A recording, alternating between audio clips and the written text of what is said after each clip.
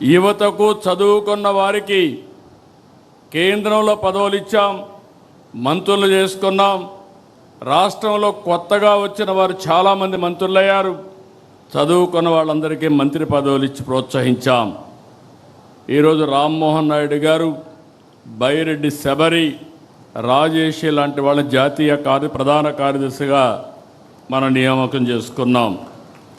ప్రతిపక్షంలో యువ గళంలో ప్రజల్లో చైతన్యానికి, పార్టీ విజయానికి ఆ రోజు లోకేష్ దోహదం చేశారు.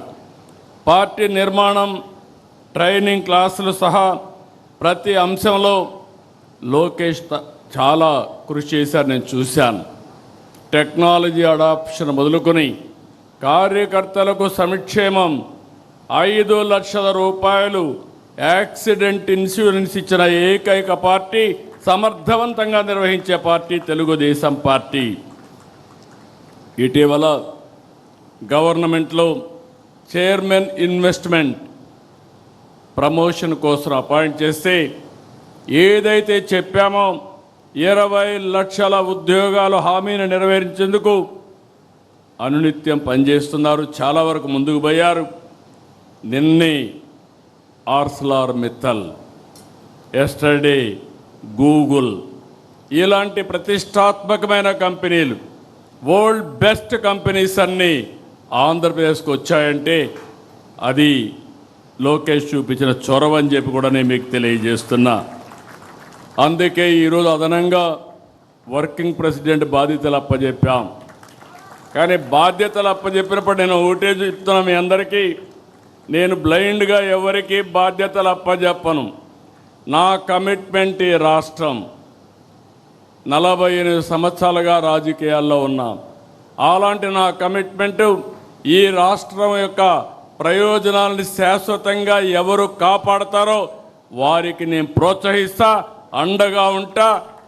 అదే రాబోయే రోజుల్లో ఈ రాష్ట్రంలో మనం ఇచ్చే ఒక లెగసీ అని చెప్పి కూడా నేను మీకు తెలియజేస్తున్నా.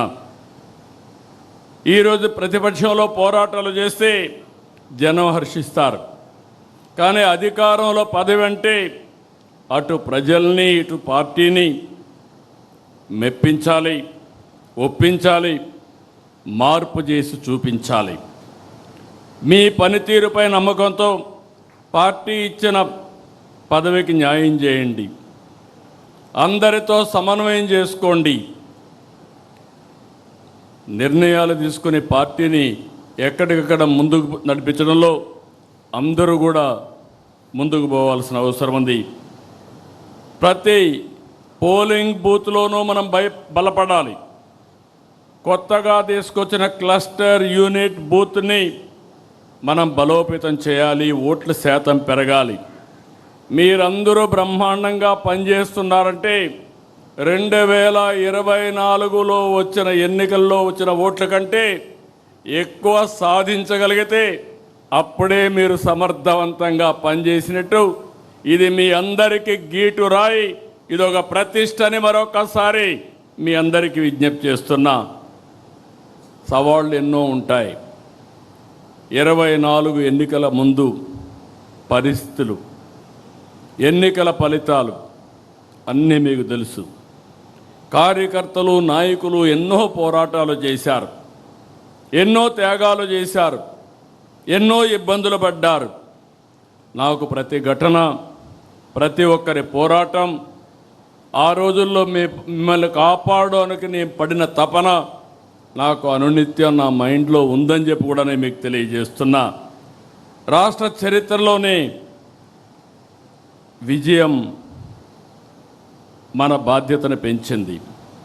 ప్రజల నమ్మకం, ఆశలు, ఆకాంక్షలు ఉన్నాయి. అందుకే ప్రతిరోజు ఒక దీక్షతో, ఒక లక్ష్యంతో, ఒక పవిత్రమైన యజ్ఞం కోసం పనిచేస్తున్నాం. వెంటిలేటర్ పైన ఉన్న ఆర్థిక వ్యవస్థని ఈరోజు కేంద్రం సహాయంతో బయట తీసుకురాగలిగాం. మన అనుభవంతో అనునిత్యం ఏ విధంగా పనిచేయగలుగుతామో పనిచేసుకుంటూ ముందుకు పోయాం. ఒక్కొక్క అడుగు వేసాం. బ్రిక్ బై బ్రిక్ బిల్డప్ చేశాం. నిలిచిపోయిన కేంద్ర పథకాలన్నీ పునరుద్ధరించాం. అప్పులను రీషెడ్యూల్ చేసి వడ్డీ రేట్లు తగ్గించాం, వ్యవస్థల్ని ఘాటిన పెట్టాం, సూపర్ 6 హామీలు నెరవేర్చాం, సంక్షేమ కార్యక్రమాలు చేస్తున్నాం, అభివృద్ధికి మారుపేరుగా ఆంధ్రప్రదేశ్ని తయారు చేశాం. ఎవ్వరికీ ఎక్కడా ఇబ్బంది లేకుండా సుపరిపాలనకు నాంది పలికాం. వాట్సాప్ గవర్నెన్స్లో ఎవ్వరు ఆఫీస్కి వచ్చే పని లేకుండా పనిచేసే పరిస్థితికి వచ్చాం. తల్లికి వందనం, అన్నదాత సుఖీభవ, స్త్రీ శక్తి, దీపం 2, దివ్యాంగ శక్తి, మత్స్యకారుల సేవలో, ఆటో డ్రైవర్ల సేవలో, నేతన్నలకు ఉచిత విద్యుత్ వంటి పథకాలు చేశాం. డిఎస్సి, మెగా డిఎస్సి నిర్వహించాం. కొత్త రహదారులు వేస్తున్నాం, ఇరిగేషన్ ప్రాజెక్టులను పరుగున పెట్టిస్తున్నాం, నీరందిస్తున్నాం. కేంద్ర సహకారంతో అమరావతి, పోలవరం పూర్తి చేస్తాం. రాబోయే 2027 గోదావరి పుష్కరాల కంటే ముందు పోలవరాన్ని పూర్తి చేసి జాతికి అంకితం చేస్తాం.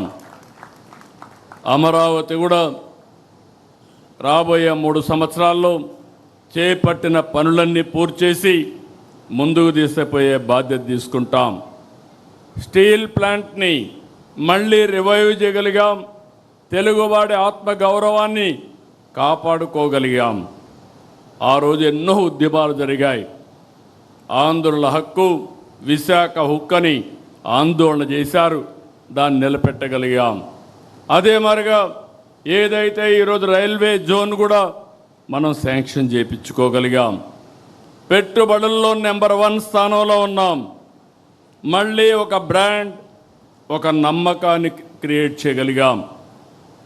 ఒక నిర్దిష్టమైన లక్ష్యంతో ముందుకు పోతున్నాం.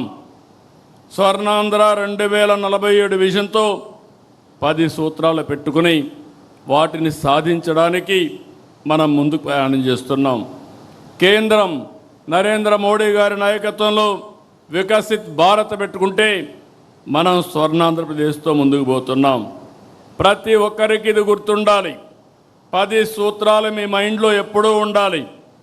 పేదరికం లేని సమాజం, ఉద్యోగ ఉపాధి కల్పన, నైపుణ్యం, మానవ వనరుల అభివృద్ధి, నీటి భద్రత, ఫార్మ్ అగ్రిటెక్, ప్రపంచ స్థాయి మౌలిక సదుపాయాలు, ఇంధన వనరుల సమర్థ వినియోగం, కాస్ట్ తగ్గించడం,